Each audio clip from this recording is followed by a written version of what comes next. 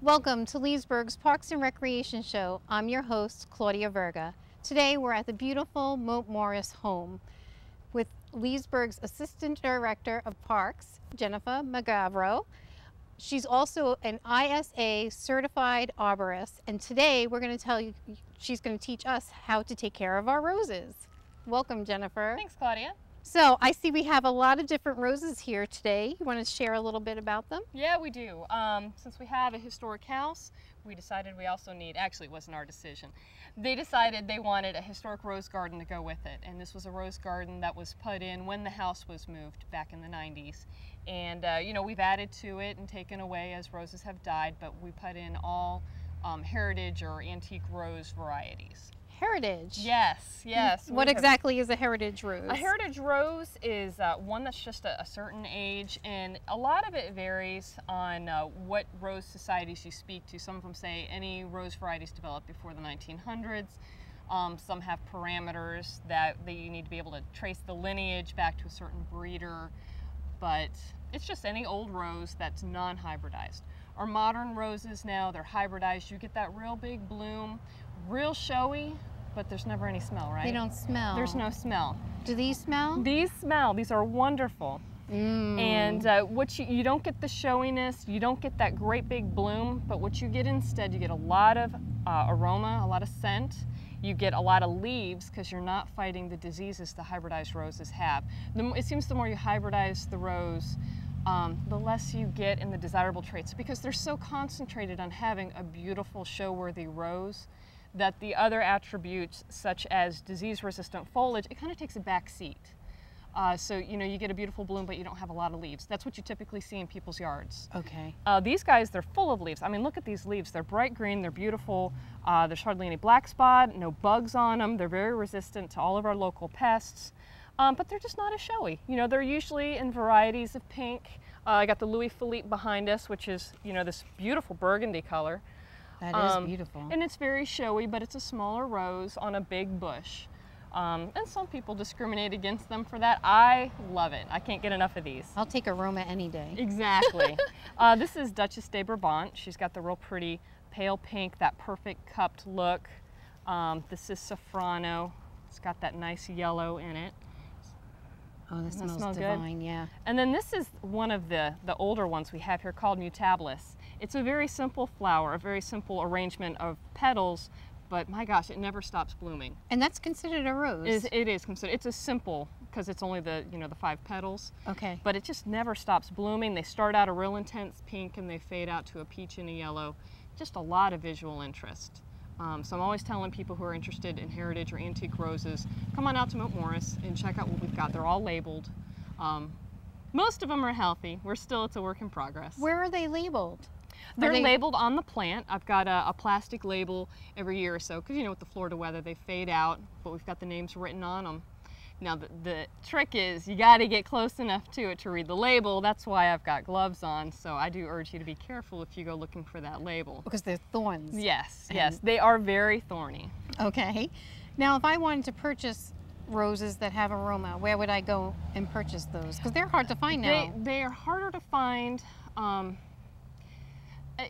Yes, you can go to some of the specialty stores or online and order them, but every so often, like I lucked out going to Lowe's to do the demonstration on planting, and I lucked out. They actually had heritage roses there. Now that's not every time. I don't want to say that all the big box stores carry them, but they are becoming more aware of the desire for people to have them.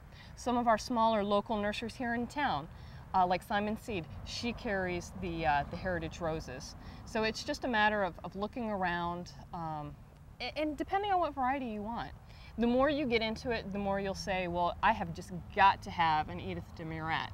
It's a particular, exactly. It's not for when you first get into it, but as people get into it, they have ones that they would like more, so you go looking for it, you call your local nurseries. And a lot of them have the capability, if they don't have them in stock at the time, they can order them for you. So just ask around. And you know, if you're starting to get interested in it, ask around. Okay. Now, do they come as big as this bush that's standing right behind you? No, they come in all sizes. This is in a 3-gallon, which is what I wanted to use to show for the planting because it is bigger.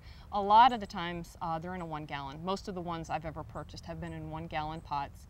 These are propagated primarily by cuttings, and it takes a longer time to get the roots established to get a bigger plant, and the goal is just to get it to you. That's one of the other things I like about antique roses. With the hybrid roses, the emphasis is on attracting people who really don't know what roses they want. So you have a bigger rose with a big bloom. The antique roses tend to attract people who already know that that's what I want, so they don't even necessarily have to be in bloom. People look at a tag and they say, yeah, that's the one I've been looking for. Okay. So it's just a matter of getting familiar with it and trying some out. That's how I started. I got a couple varieties, put them in the yard, picked what I liked about different ones, and then I started doing my research. Okay, great. So now we've purchased it, we brought Yes. it home. Now what? Now we're going to go through how to plant it. I'll go through a little bit of pruning as well and some general care items. But first, let's get this guy in the ground. Okay. This is a blush noisette, and this has got very petite flowers. But again, like I said, with the antique roses, there's a lot of them. I mean, you see just all the buds on that. This guy will just bloom constantly. And does this have aroma already? Yeah, it's already somewhat scented. Oh yeah. Yeah, okay. The blush has a somewhat fainter scent, but as they get bigger, as you walk up to them, I mean, these things will get like 6 feet if you let them. Okay. You just walk in their vicinity and the whole area is perfumed with them. It's great.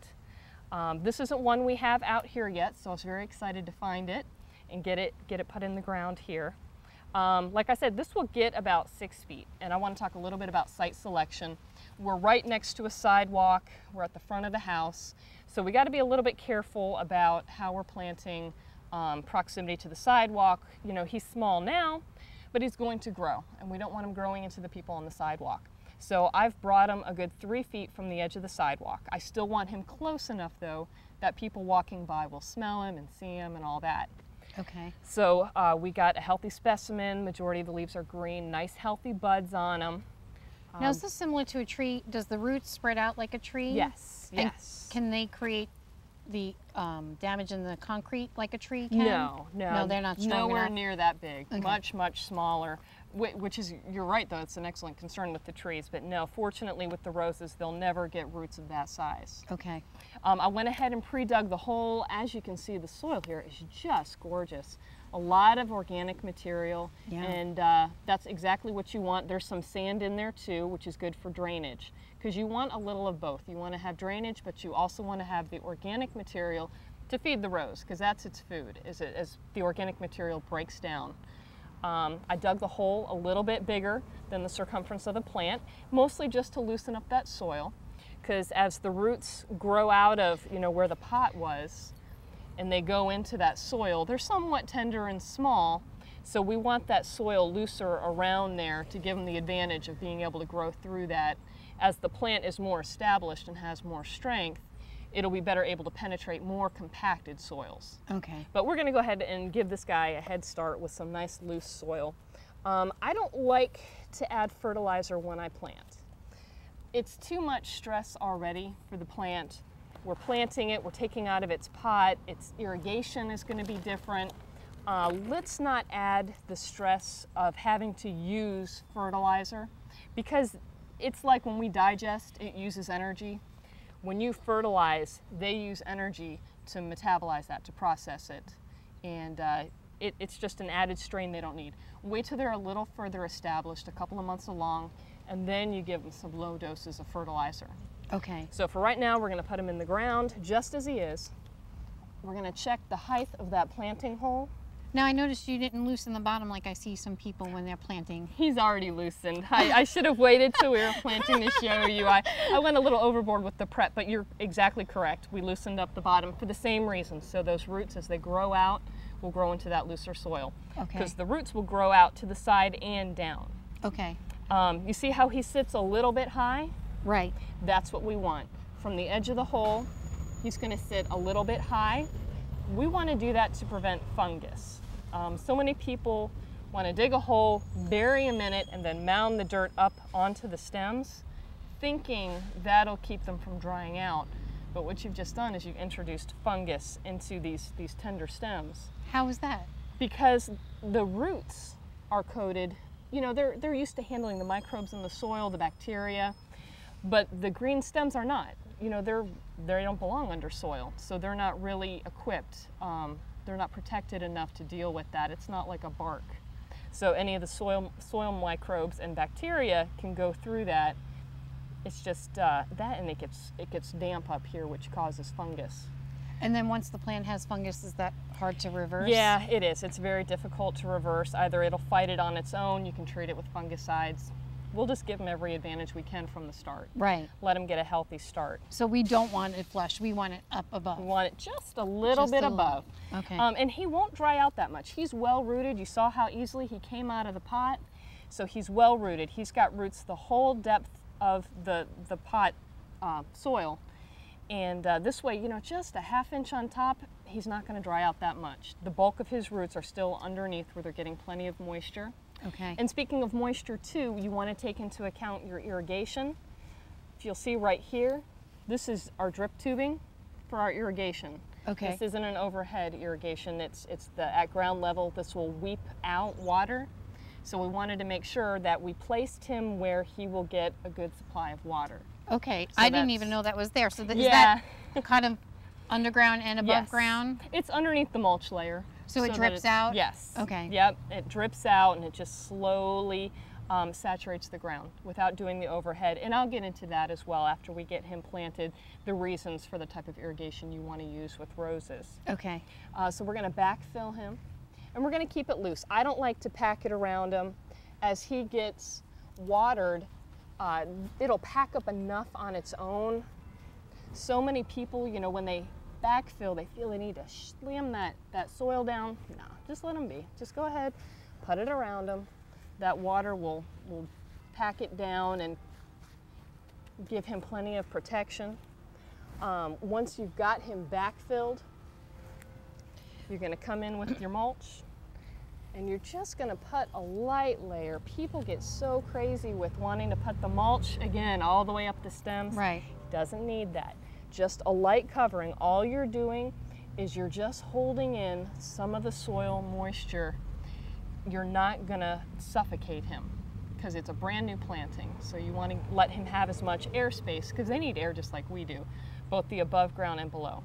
Okay. So you put the mulch around. Mm-hmm. So between the natural organic material in the soil Mm-hmm. and the mulch, that acts as a reservoir of water for the plant's future needs?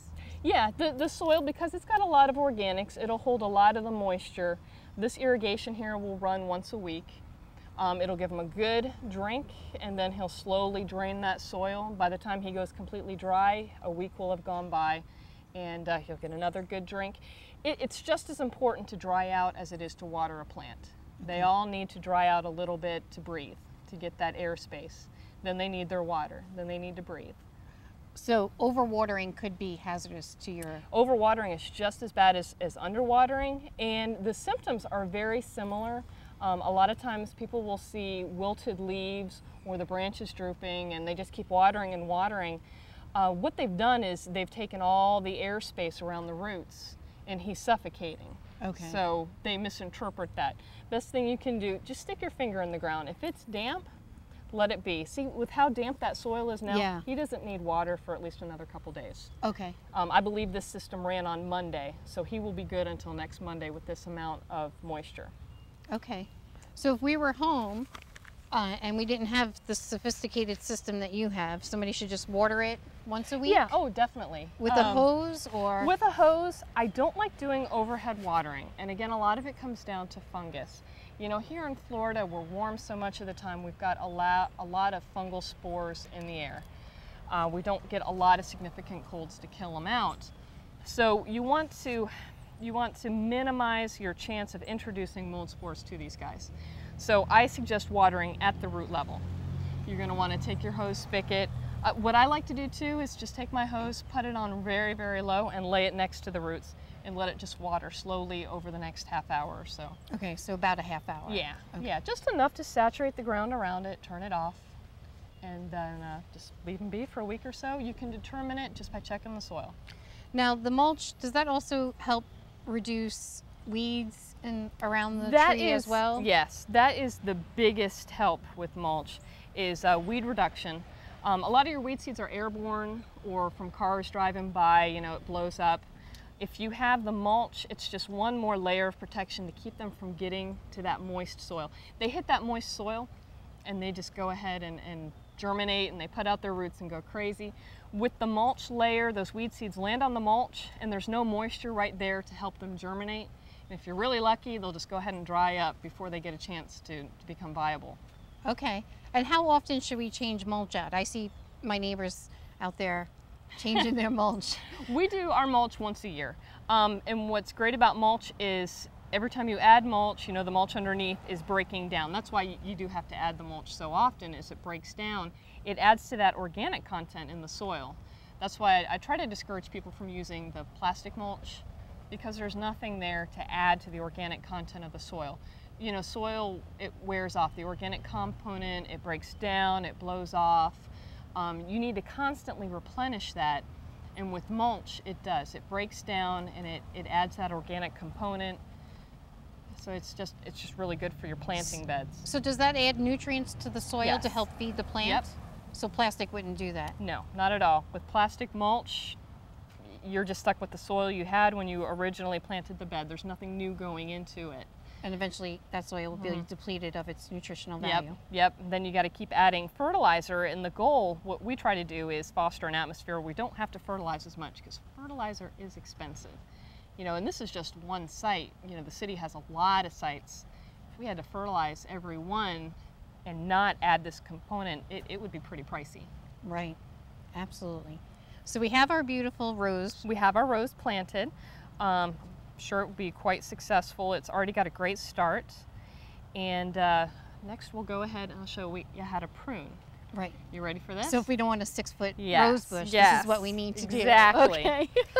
With the pruning, I have my favorite pair of pruners. And with these are called bypass pruners. See how they bypass the two? Okay. I recommend these because what you do is you get a real clean cut on the stem. The cleaner the cut, the easier it will heal.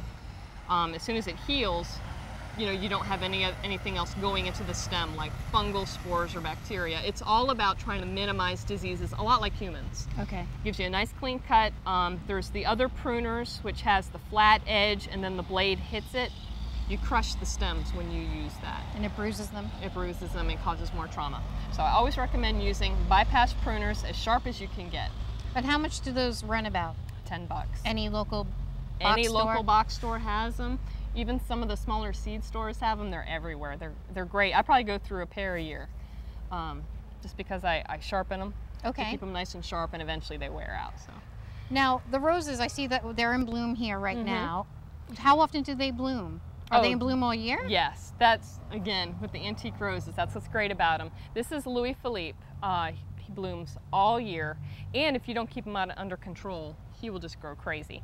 I did not plant this bush here because I would have put this way in the middle of the bed. But that's okay, we can deal with it. He's established, he's healthy, so we wouldn't dream of moving him. And he's just beautiful. Now, how do you know when to... And fragrant, too. Oh, Isn't that nice? Beautiful. So why is it a he? They're all he's. I don't know. Maybe because we have to take care of them so much. Oh, okay. Now, what I like to do when I do the pruning, especially out here, is I get just a big bin, because trust me, you don't want to handle these more than once because of the thorns on them. Okay. So once you make your cut, drop them in the bin, then go to wherever your trash can is and dump them from the bin. Because when you have a big pile of trimmed rose branches, you are going to get stuck with thorns. So as you can see, he's had a lot of blooms that finished up. This is the finished bloom, or what they call the hip.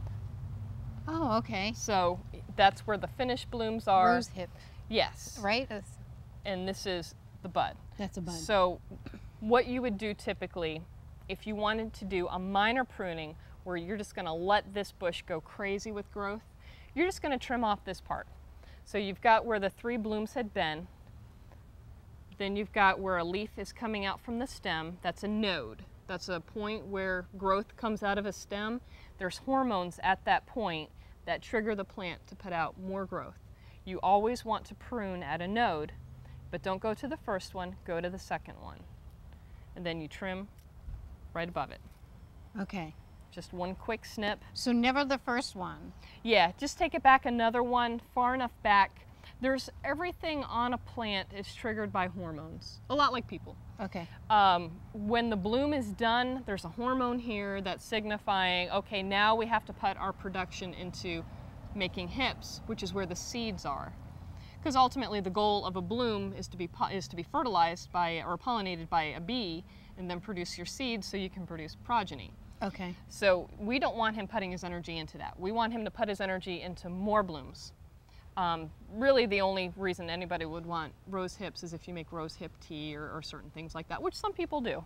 But we don't. We want blooms. It's a beautiful bush. We want to keep him producing blooms. Okay. So again, we've got an area with 3 used blooms. Take it to the second leaf and trim it. If you'll notice, where that growth came out of was right where the stem is. And that's how it'll be where we pruned. The new growth will come out of there and produce more buds. Okay. If we want to take him back significantly, which there's no problem doing that, pruning only makes them happier if you do it correctly.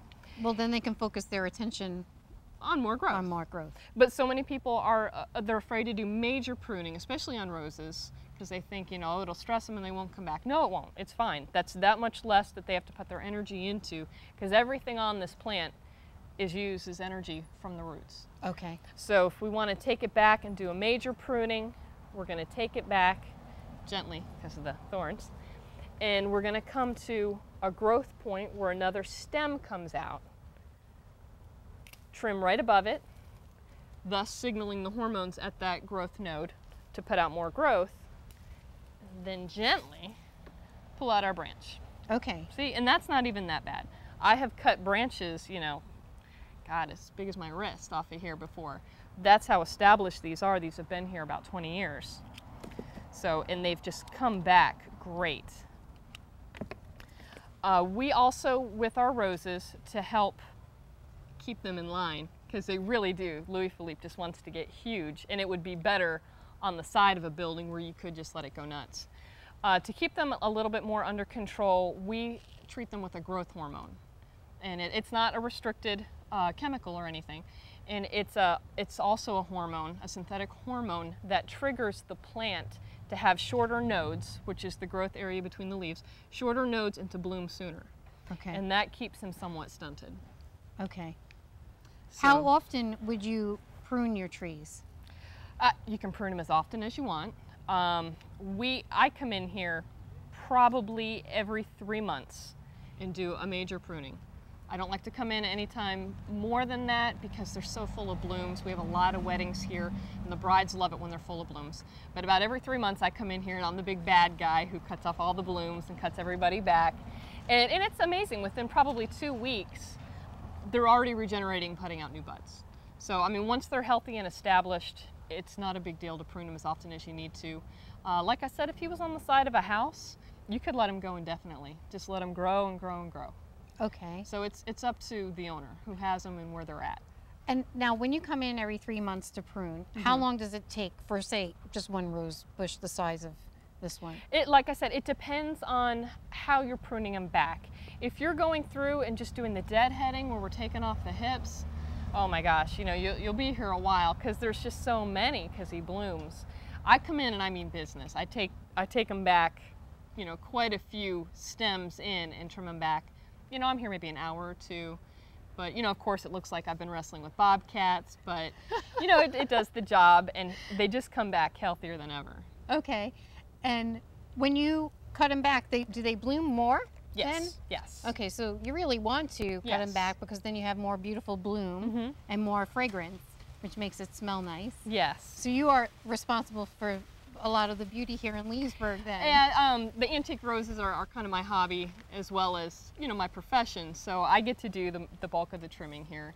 And trust me, my crew is happy to let me do it because, like I said, I come out looking like I've been wrestling with bobcats from the thorns. So they're quite happy to let me do that job.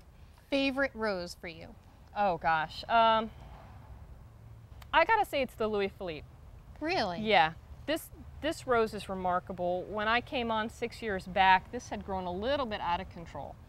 It was quite a bit out of control. And these guys, because there's some on the other side, I had to hack them back. I'm serious, I cut branches as big as my wrist at the base just to get them under control, because they were so out of control, growing into the sidewalk, growing up, into the other bushes. And if you can believe it, I thought, oh my gosh, they really can't come back from this. And they did. They're just so resilient, and I just really respect that in a plant, because we spend so much of our time coddling some plants. It's nice to have some that you can treat that way and are just so beautiful. So tough love created Yes, the bond. yes. Okay. That's excellent. Well, we really enjoyed having you here today. Thank you so much for sharing all your knowledge with us. And we will see you next time on Leesburg's Parks and Recreation Show.